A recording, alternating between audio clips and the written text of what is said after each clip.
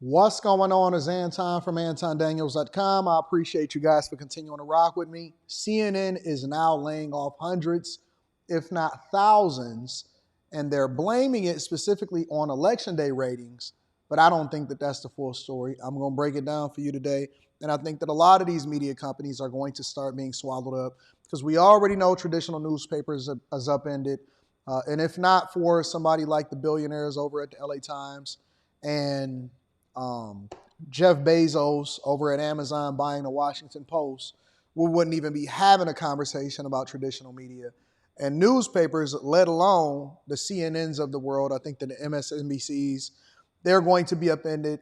And what we've known as traditional media is going to go similarly the way of record labels. But let's break it down. Let's get into the article a little bit. It goes into ratings challenge. CNN is reportedly set for a major bloodbath with boss Mark Thompson expected to lay off high-priced on-air talent as a part of a wide range of layoffs. The cable network, which lagged behind rivals MSNBC, Fox News during last week's election night coverage, will implement layoffs that will impact hundreds of employees across the organization. Thompson, who took over last year after the ouster of Chris Litch, will cull personnel from CNN's television production teams whose talents won't necessarily be needed in the new digital-first landscape. The new digital-first landscape. We already seen this coming a mile away, and I've been telling my bag chasers inside of the Patreon that it's important for them to prepare themselves for this landscape that is going to be ever-changing, and those that are at the forefront of it and create great content and have great commentary and has mastered their craft are going to be the ones that capitalize and benefit off of this real new opportunity economy. So you can't just entirely blame it on election night. Election night is a small piece of the pie. This has been coming for a long time, and everybody see the writing on the wall.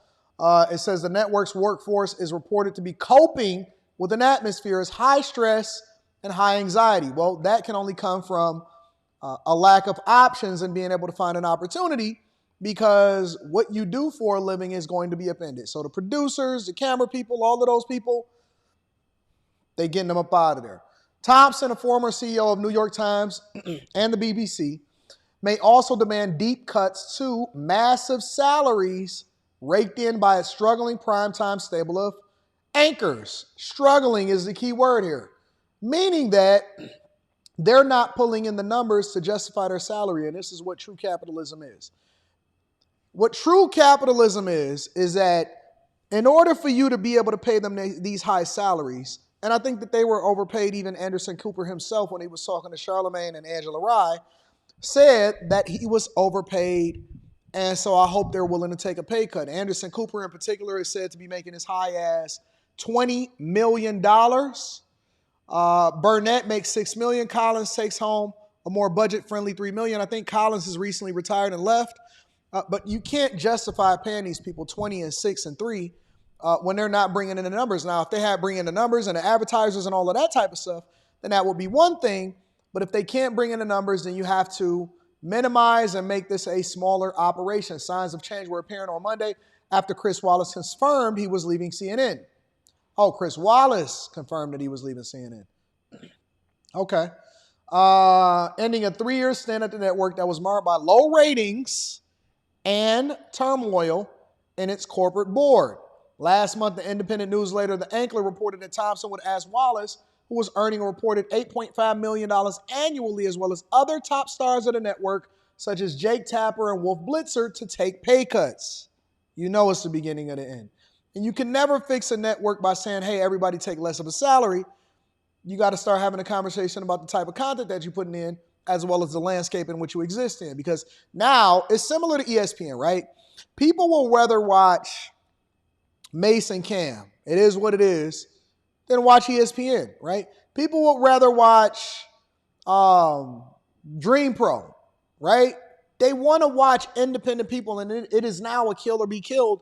And if you are not a good content creator, or I don't care if you're on a major network or not, I don't care how many subscribers that you have, and you can't pull in the numbers, you can't pull in the advertisers, you don't understand the consumer, you are going to be swallowed up. As a part of Thompson's reorganization plan, CNN will ask reporters and correspondents to assume more of the responsibility that are currently being handled by producers and production assistants, meaning that you are going to have to handle it all yourself. You are basically going to become the same as me, a streamer. CNN will do away with redundant assignments while either reducing or outright eliminating various divisions, according to Puck. Earlier this year, CNN laid off about 100 employees, or 3% of its workforce. The expected changes come amid paltry ratings for the network on election day, which you then can't ask advertisers for a day that is historically dominated. CNN had just 5.1 million viewers in a prime time last Tuesday night, according to the Nielsen data, and that is on TV. That has nothing to do with the digital market. Fox News, which shares common ownership with the Post, reeled in 10.3, wow, more than double, viewers from 8 to 11 Eastern time on Tuesday. MSNBC's coverage, anchored by Rachel Maddow, averaged 6 million. I heard that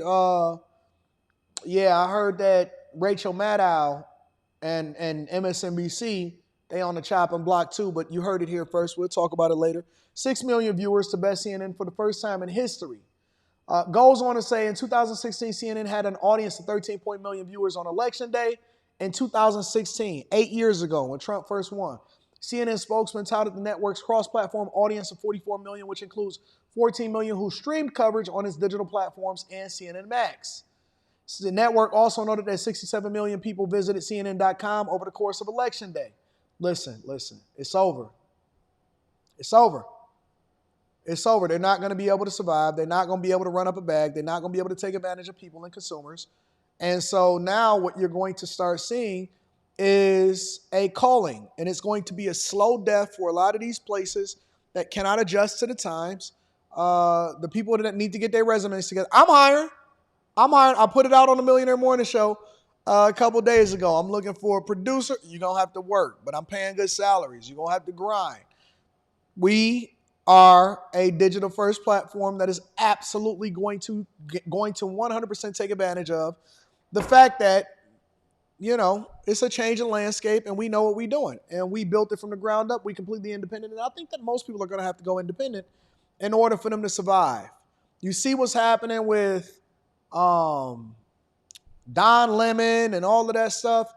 Yeah, they got to go completely independent. And so I hope they got their bag stacked up. The days of them making $20 million is over unless you building it up and you get a bag like a Pat McAfee or, a Shannon Sharp or something like that, and you can operate independently and then show your value, and then they come in and then they pick you up as a correspondent or as a platform itself that's self-sustaining, and they don't have to have a whole bunch of production assistants and stuff like that they could just bring you in order to be able to bring in the advertisers, basically partnering with you and doing a distribution deal.